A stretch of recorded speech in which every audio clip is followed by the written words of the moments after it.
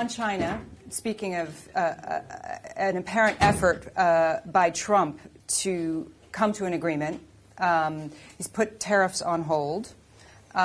Is this just Trump being pragmatic, trying to get China on side do a nuclear deal with North Korea? Particularly for an audience like Bloomberg, I think, just to step back for a second, we've learned a lot that we were told was not true by the global elites in the financial community and the corporatists that have exacerbated the rise of China to the detriment of the United States of America, and particularly the workers of the United States of America. Threefold kind of a three-pronged attack. Number one, tariffs, and not just tariffs, quad tariffs, but tariffs at a scale that have never been done before. $50 billion laid on the table, but in addition, another $100 billion and another $100 billion of that kind of implied. $250 billion of tariffs. Number two was the 301s about forced technology transfer. This is not intellectual property theft. This is where China, as a standard course of business, forces our technology companies to give their IP. Number three is the ZTE situation, where we saw that we could literally almost liquidate a company by cutting them off from the components part of the United States. I think this brings to reality what Made in China 2025 is all about. Made in China 2025 is another state-controlled enterprise where they're investing hundreds of billions of dollars to dominate the 10 most important industries in the future, and particularly advanced chip design, robotics, and artificial intelligence. And if they converge and control those in the next 10 years, they'll control manufacturing. What President Trump showed, I think in a very short period of time, is that the convergence of those three forces will break this kind of tap along that the Chinese have always done. The Chinese always want to be in a strategic economic dialogue, okay? They always want to take time and let's talk about it.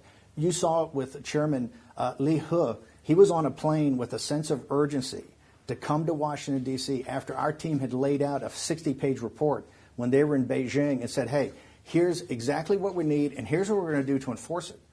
The Chinese freaked out. They had the first time they've had a sense of urgency now. So, but what should Trump be doing? You think he should push ahead with the tariffs? Wilbur Ross is supposed to go to yes. China in a few days. There's divisions within the administration. There's big divisions, yes. And so what are you telling the administration on how to handle this? I think President Trump's natural inclination, he's been right on China for 20 years. I think it's one of the central parts of why he's president of the United States. His whole populist message, this economic nationalist message, was about the central issue of our time, and that is the relationship between China and the United States economically, culturally, and militarily. And I believe that President Trump, because of a number of different factors, and he's trying to include North Korea into that situation, is looking at a grand bargain, okay, with pressure from red state Republicans in the agricultural community and Wall Street. I think they look to try to accommodate. My strongest recommendation is to be as tough and hard as possible. The Chinese will buckle.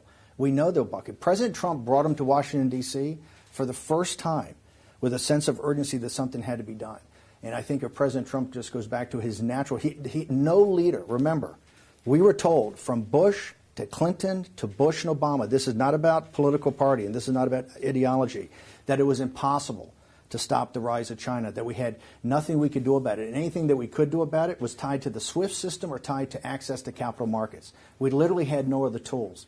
President Trump, in less than 5 or 6 months, has put a lie to that. We have tremendous operating leverage, and we still have time before China 2025 comes into being to actually combat this. And if we don't do it now, we will pay a huge price. And I don't care if the stock market goes up for a couple of days.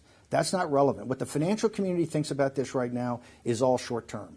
Okay, they think about the short term. And Secretary Mnuchin, who I consider a friend and he's a great guy, made a comment on the Sunday shows is dead wrong. He said, quote, the trade war is on hold right now.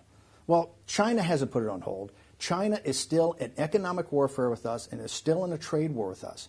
We have unilaterally put it on hold. But I think as President Trump works through this with his advisors, Wilbur Ross and Mnuchin, Peter Navarro, and particularly Lighthizer, and what Lighthizer said on Sunday is extraordinary to me, that a U.S. trade rep came out and put a press release out on Sunday that said, hey, with all this talk you're hearing about that we're going to try to have some kind of deal or some rapprochement, remember, the forced technology transfer of our intellectual property from our tech community is the #1 central issue of where they're stealing our innovation. And we're going to take a hard line on that. So I think there's a lot to come in this trade situation. But so you think they'll go ahead with the tariffs in the end? I believe that what's going to happen is the Chinese are going to tap us along. They're going to say this too complicated, that all this talk about, about trying to make up to try to close the trade deficit, they're going to come up, first off, structurally, they're not even prepared to meet some of the demands of what would be $200 billion or more, which I don't even think is enough. So I think structurally they're going to say that. In addition, we have to keep in mind there are a number of reformers in China that understand that they have to reform away from these state-controlled industries, that they have this warlordism of these state-controlled factories, these state-controlled industries, that even the Central Communist Party has very little control over. There's a number of quite enlightened members of that regime that said we must have economic reform. We must become more like the industrial West. And they need these tariffs. They need these sanctions. They need the 301s forced upon them to actually have the power internally to make those types of changes. So don't think this is just a zero-sum game. The complexity of the Chinese situation is quite complex. I think we help. I think we help world trade. I think we help the economy by being incredibly firm here. We have a unique time brought on by Donald Trump. After decades of saying this couldn't be done, Trump has proven it not only can be done, we have the tools to do it. And we should not back off for particularly something on natural resources or agriculture. Remember, right now, China views us as a subsidiary state.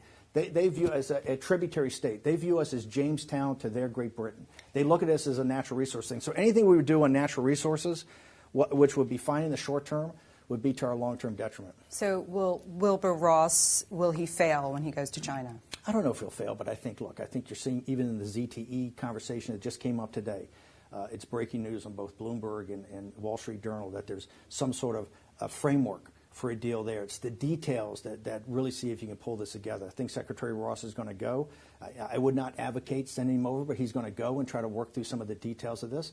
I think you see from what started as a very defined process because we were taking a hard line, as soon as we started to get soft, is now very vague and very general. And I think, remember, what the Chinese want to do is play for time. Particularly what they want to play for time is they want to see the political capital that Donald Trump has. They want to see what happens in November. They want to see what happens in 2020. They have never had to face someone in a leadership position in the United States of America that actually fundamentally understands what's at stake here in the industrial relationship we have. And Trump has done more in a year and a half than administrations over 30 years have done. He's put to lie the fact that we didn't have any tools. And so the Chinese are playing for time. And I've always been a strong advocate, as has Peter Navarro and Bob Lighthizer and other people in the administration, that the best thing to do with China is a confrontation, and not a confrontation where you're trying to go to war with them. They're already at trade war with us, but a confrontation to tell them we're firm in these beliefs. We're not going to let you steal our innovation. We're not going to just let you sit there and basically rape Silicon Valley. It's not going to happen. And so I think that this whole effort converging on this one spot is quite important.